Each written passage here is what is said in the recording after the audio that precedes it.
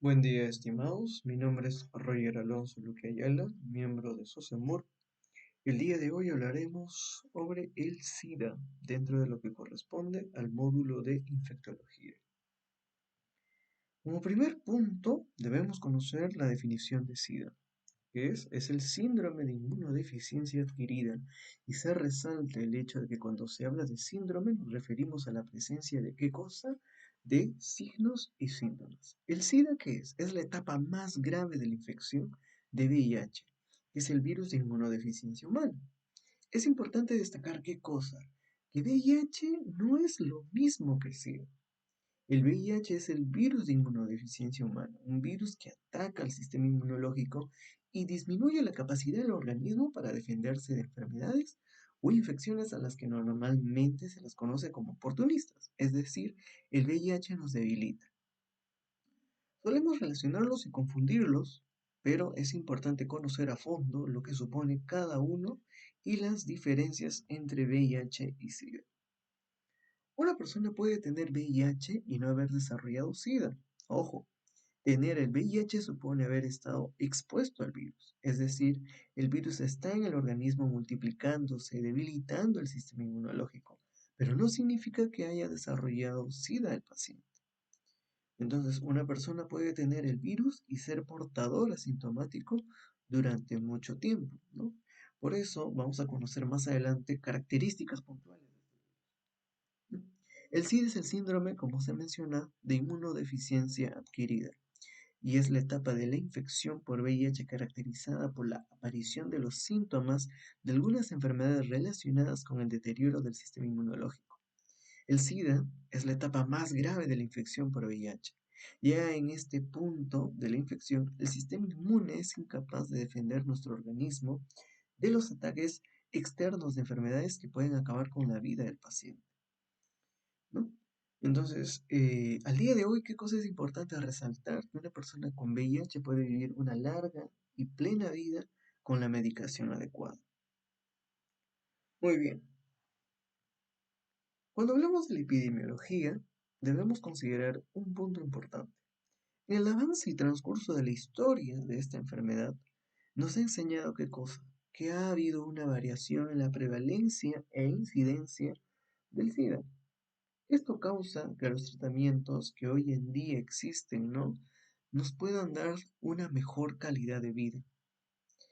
Según el MINSA, la situación actual de la vigilancia epidemiológica nos detalla qué cosa en particular sobre Lima. Examinándolo específicamente nos menciona qué cosa, que el distrito, ¿no?, de San Juan del Lurigancho, en la información actualizada a este año, eh, nos describe que en este distrito hay una mayor cantidad de personas con SIDA. Ojo, resaltó SIDA y no VIH, ¿no? SIDA, como lo hemos mencionado, como una de las etapas, ¿no?, más críticas. Luego, como un segundo distrito, tenemos a RIMA. Y luego tenemos a los demás, ¿no?, que en grado de proporción presentan menor cantidad.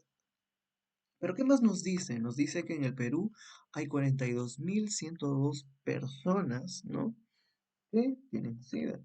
En Lima podemos encontrar 21.000, en Callao 2.200, en Ica 1.500, en Loreto 1.200. Cuando hablamos de etiología debemos considerar qué cosa, que existen dos tipos de VIH, ¿no?, llamados justamente VIH-1 y VIH-2. El primero de ellos corresponde al virus descubierto originalmente que recibió qué cosa, los nombres de la, ¿ok?, que era el virus asociado, ¿no?, a linfadenopatía. Y también tenemos el HTLV3, que es justamente el virus linfotrópico de células T humanas tipo H, correcto. Entonces, este fue el nombre, ¿no? O la denominación, ¿no?, que en este caso los dos equipos, ¿no?, que estaban investigando el agente etiológico le pusieron, ¿no?, más o menos en la década de los 80, ¿no?, por situarnos específicamente. Entonces, el VIH-1 es el más virulento e infeccioso y por ende tiene una predominancia también en Estados Unidos, Canadá, Europa y África Central. ¿no? El VIH-2 es menos infeccioso y se encuentra confinado casi exclusivamente, ¿no? En lo que corresponde a África Occidental. Entonces, el virus de inmunodeficiencia humana, el VIH, es un lentivirus, pertenece, ¿no? Justamente un género de la familia de los retrovirus, como se menciona. ¿Esto qué nos va a decir? Nos va a decir de que el síndrome, diré que el SIDA, ¿no? Y por ende, como una de las etapas del VIH, va a tener un avance, ¿qué cosa? Progresivo, paulatino, lento en el organismo, ¿ok? El VIH puede transmitirse de una persona a otra cuando la sangre o no cuando justamente ha habido un contacto con sangre o algún fluido corporal como semen, secreciones vaginales o leche materna de una persona infectada, ¿no? Que ingresa al organismo de una persona no infectada. Entre las vías de transmisión, ¿qué cosas incluyen? Sexo vaginal, anal, oral, sin métodos de barrera, ¿no? Como el hecho de compartir jeringas, ¿no? La exposición prenatal también, ¿no? Como viene a ser antes del nacimiento, perinatal durante y justo después del nacimiento de recién nacidos por sus madres con VIH, ¿no? La lactancia de madres infectadas con VIH, productos de transfusión sanguínea que contienen el virus, trasplante de órganos de donantes infectados con ¿no? con el VIH, heridas profundas o accidentes, ¿no? En la labor del médico o del personal de salud en general, ¿no?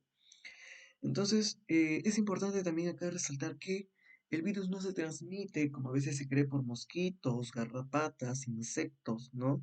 Ni tampoco por el hecho de saludar, por el hecho de estornudar, compartir platos, baños, computadoras, ¿no?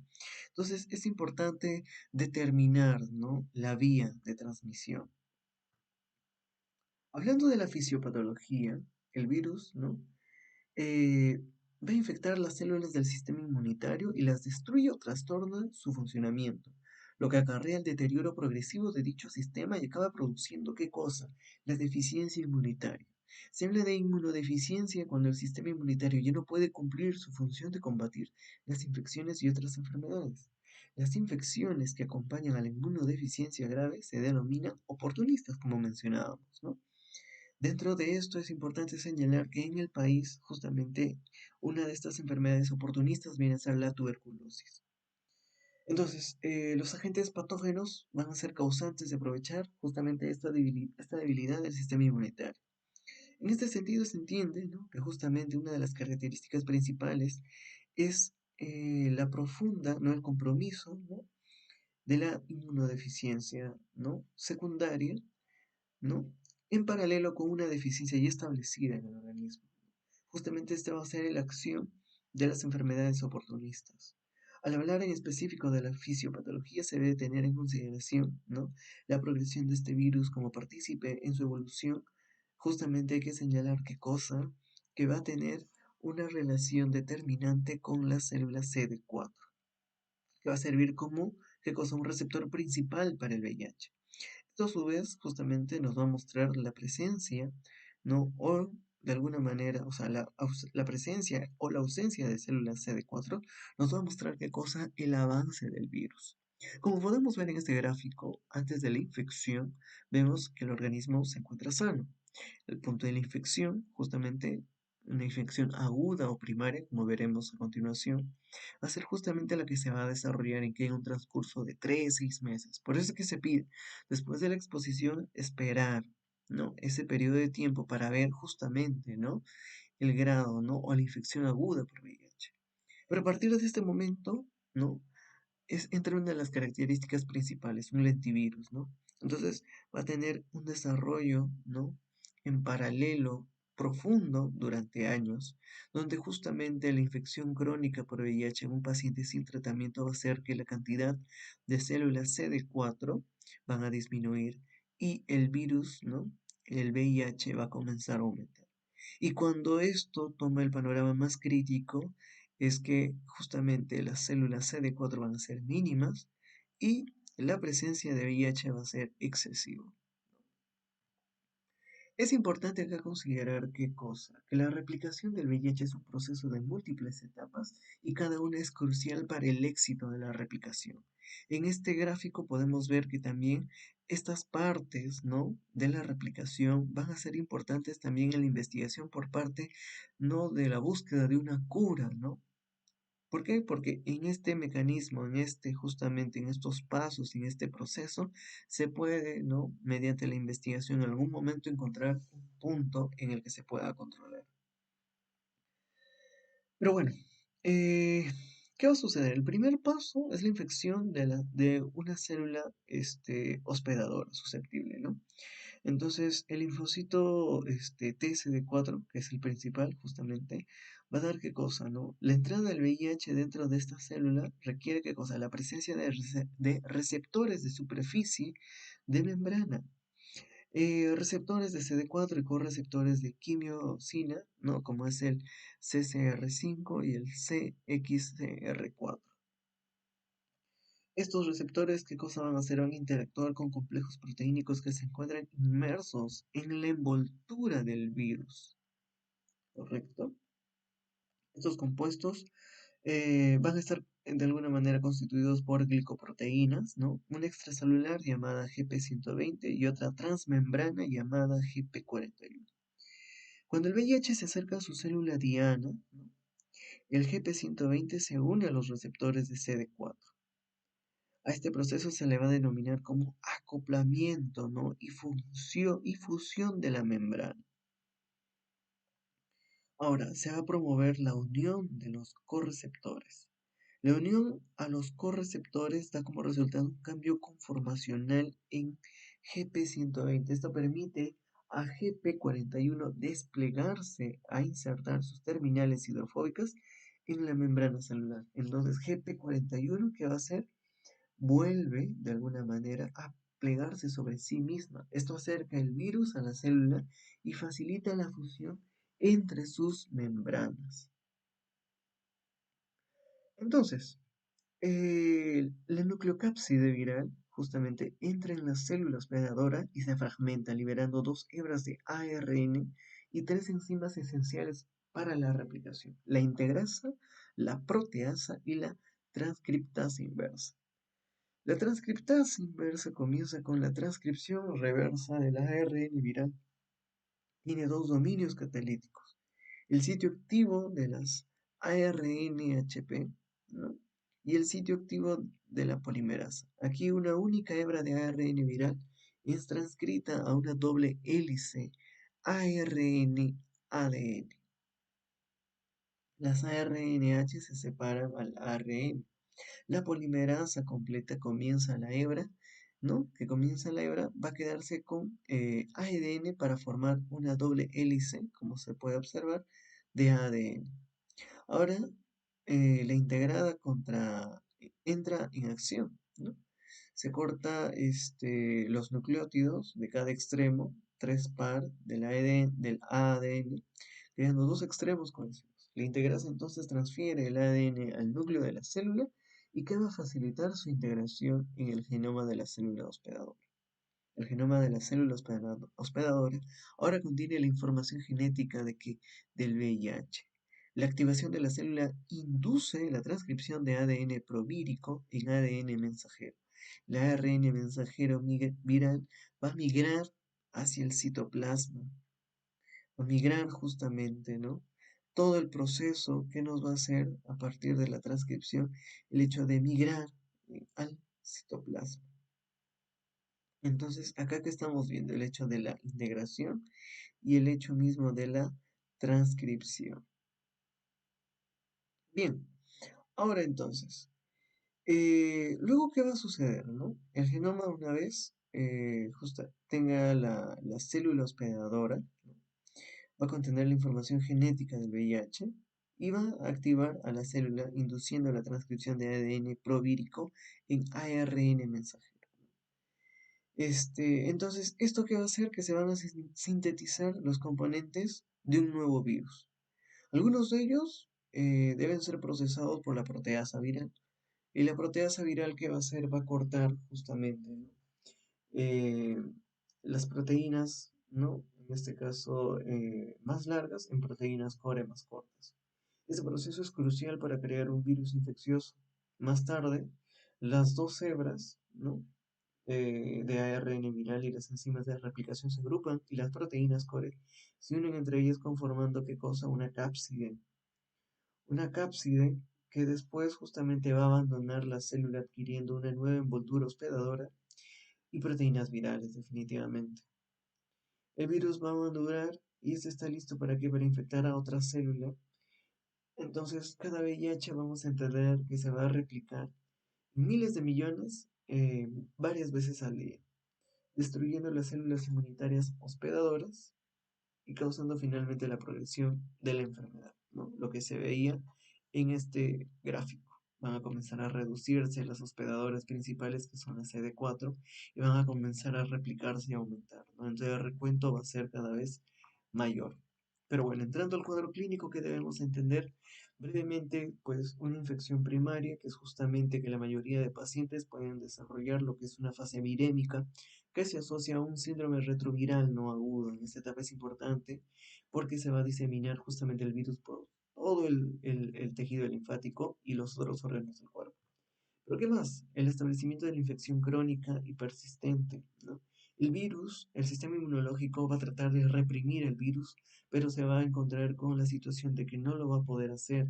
Más por el contrario, el virus va a comenzar a desarrollarse gradualmente, debilitando el organismo poco a poco, ¿no?